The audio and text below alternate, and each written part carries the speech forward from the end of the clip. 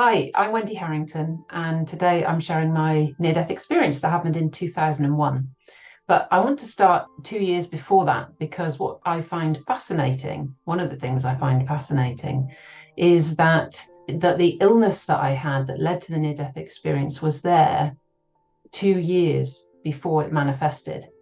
And what happened was I was married with two small children, and I had met and fallen in love with somebody else.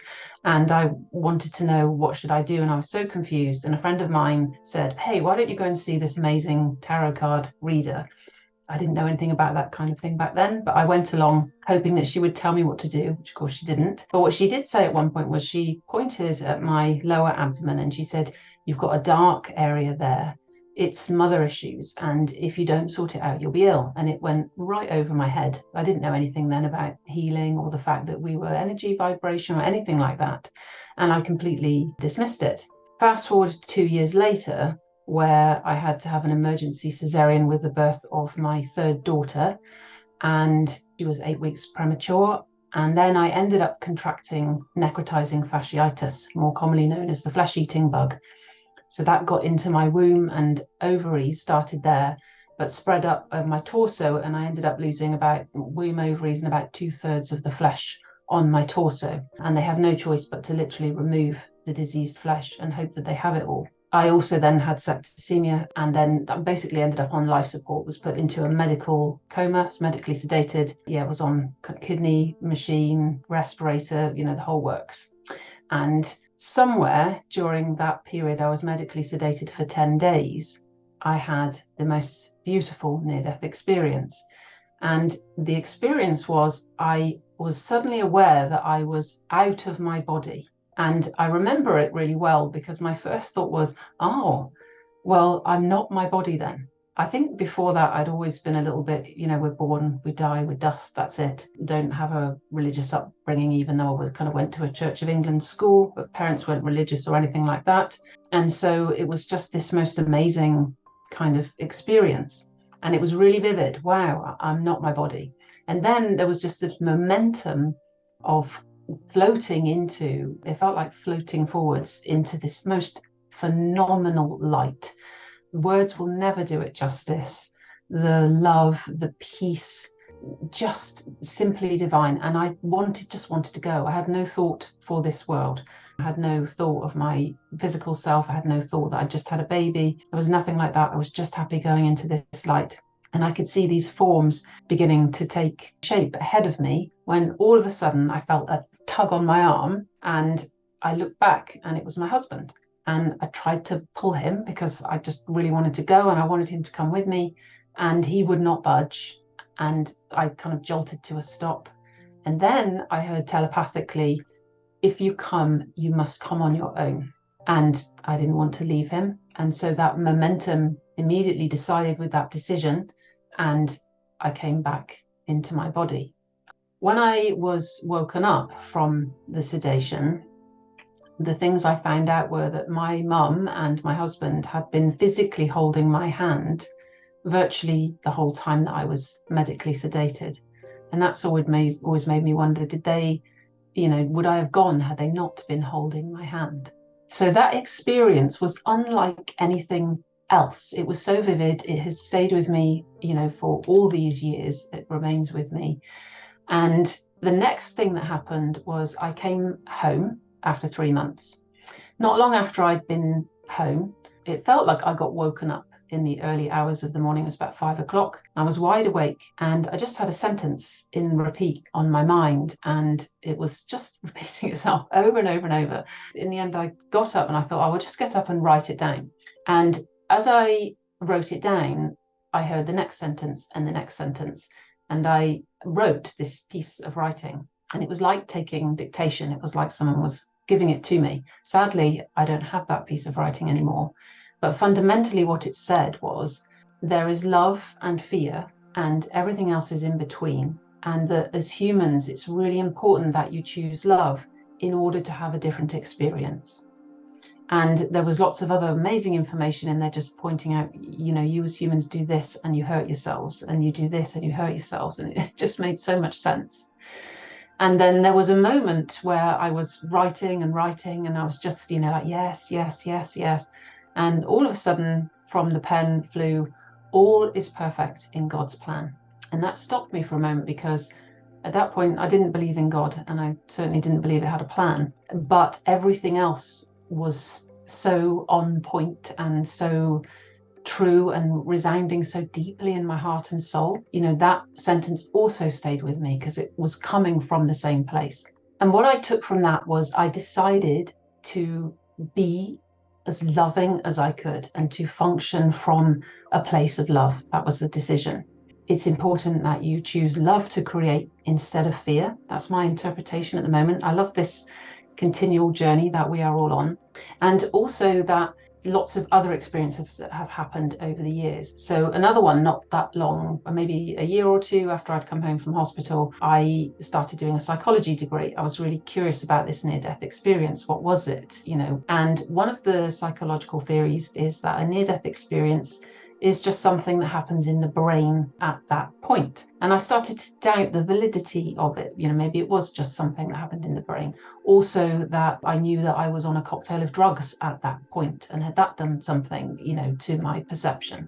And then I started studying some Tai Chi, and we were asked to just eat our lunch in silence and then to do this exercise with a tree. So I ate my lunch, and the funniest thing was, it was the first time for me that I had been asked to be silent. So as in not talk, not chat. And what I realized was how difficult that was. And actually, when I stopped talking and I brought my awareness of myself inside, just how noisy it was in there, all of the thoughts and just loud, really, really loud. And that was kind of interesting. And I ate my lunch and I kind of got quieter. And then I got up and I found a tree. And the exercise was just to move your hands backwards and forwards. And so I closed my eyes and I began to move my hands backwards and forwards. And all of a sudden, I just lost all sense of my separate body. It was that same pure, unconditional love. And I knew that everything came from there and everything returned there. It was crystal clear. And then the thought arose in my mind, like, peace and love, man. I thought about the hippies, and I kind of went like, dunk, back into my body. But it was so real, and it made me laugh. It was almost like, hey, we'll show you again, this is real. And I think from that, what I really feel is like, this love is available to all of us right now. It's not something that happens, we just happen to get when we die. We don't have to nearly die either in order to access it. It's right here, right now. And it feels like the work to do, like what's changed for me so much has been really seeing those parts of myself where I block the presence of that love, and undoing those things and dissolving those things and thinking differently in order to experience more and more of that love in my day-to-day life. But it's tough sometimes. And as we're unraveling ourselves and letting go of the conditioning, the experiences, I had a year, some years ago now, but I had a year that was really tough for me. And I really kind of fell into this place of shame and guilt. One of the things I've learned so much actually is the power that our emotions have in order to allow us to find more peace and align with that greater part of ourselves. It's like the emotions are our emotional, it's like a guidance system for us. And when we don't feel peaceful and we don't feel joyful, it's because we have some kind of misperception, some false idea. And the emotions are not always easy for us, are they? We're not been taught to flow with them, to process them. Often we're taught to suppress them, don't show that one, this one's okay. They feel different in the body, don't they? And those ones that don't feel good, we also have a tendency to kind of suppress. And so there's been lots of learning around that. I had an amazing time where I went to India and had the pleasure of learning emotional processing. And that was just so powerful. And it was all about just being with what is. So total acceptance of what is, non-resistance, no judgment. One of the greatest gifts, I think, is when you can come with a curiosity and a lightness to yourself, because we're pretty crazy. We're pretty crazy inside ourselves. and the things we've been conditioned with. One of the things which always highlights that for me was I have some very graphic photos of when I had first been ill, because basically what happened was the surgeons took me in, they removed the flesh, took a photograph, and then they showed my immediate family, so my husband and my mum. They said, look, this is what we've done. I mean, I can't imagine what that must have been like for them. But they said, you need to see it, because as she gets better, she's going to look to you, and you need to be, seeing it so that you can share and see the improvements, so that, that can help Wendy to embrace it as well. Now, there's one picture, I didn't see those ones for a long time, but I did see another one, and that one has what they call a vac dressing. So what they did was they removed the flesh, and one of the first things they did was they did a big vac dressing. So it's like a black kind of sponge, and then they wrap it, and then that sucks away the toxins. So the image that I saw was of my body, kind of top of my thighs up to sort of here, and this whole area vac. And the very first thought I had when I saw it was, oh, look at the size of my thighs. And I watched that thought and I thought, my gosh, aren't we insane? Like, one of the things I'm really passionate about actually is body image. And like, I love this body so much now, and I didn't used to. And one of the things that I had always had an issue about was the size of my thighs, and they should be smaller, and etc. And it just struck me as absolutely insane as I looked at that image, like that was the first thing I saw. Not like, oh my God, look, I've 2/3 of the flesh on my torso's gone. Isn't it an absolute miracle that I have survived and lived? No, it's look at the size of my thighs. Just insane, isn't it?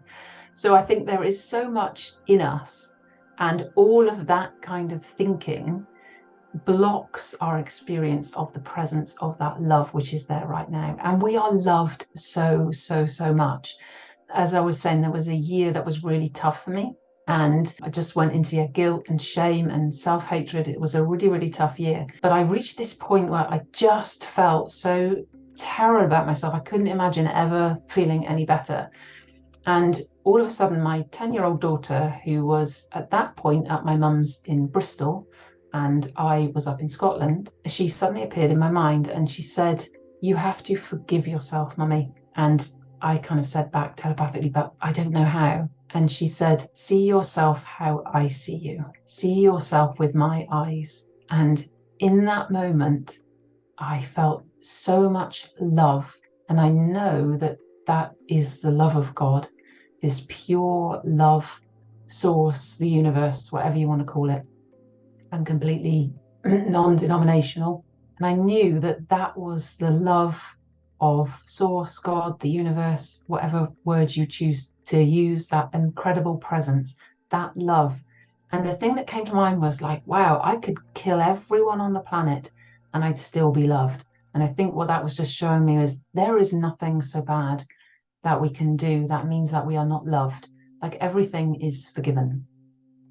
And so one of the key practices, which is so helpful, is forgiveness. In forgiving of ourselves and forgiving of the world is always instant peace. Like, we are so powerful, and we can realize that now, and we can experience peace and joy and bliss right now. We don't have to go anywhere. It's not when we die, it's now. So to conclude, what I would like to say is you have access to this amazing, loving presence right now.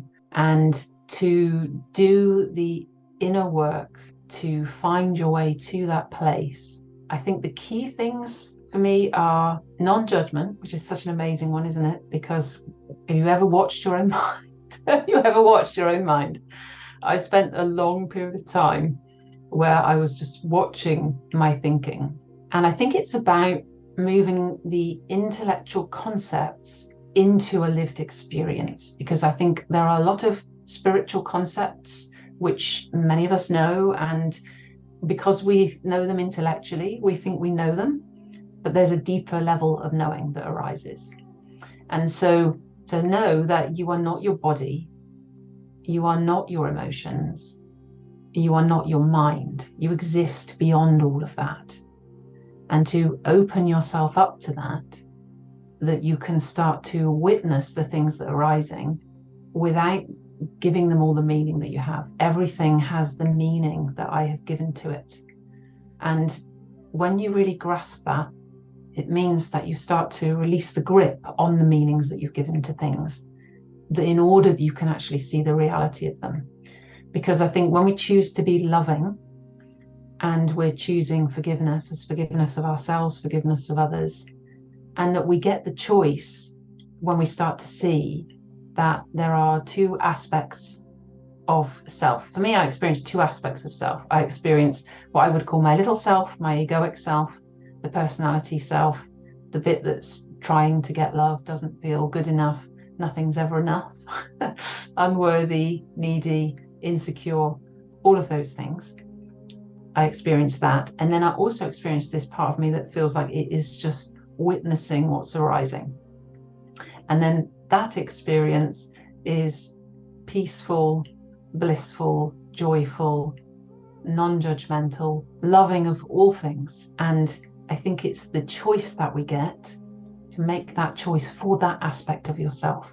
And I think my experience has been, and I don't think I'm alone in this, I think it's very common for us as humans, is we are so attached to the personality self, to the idea that we're a physical being. And that's part of what keeps us having a limited experience of ourselves and suffering. When you feel amazing is when you are in alignment with the truth of your being, the true you, the real you, the you that is just pure love. And that's what we all are.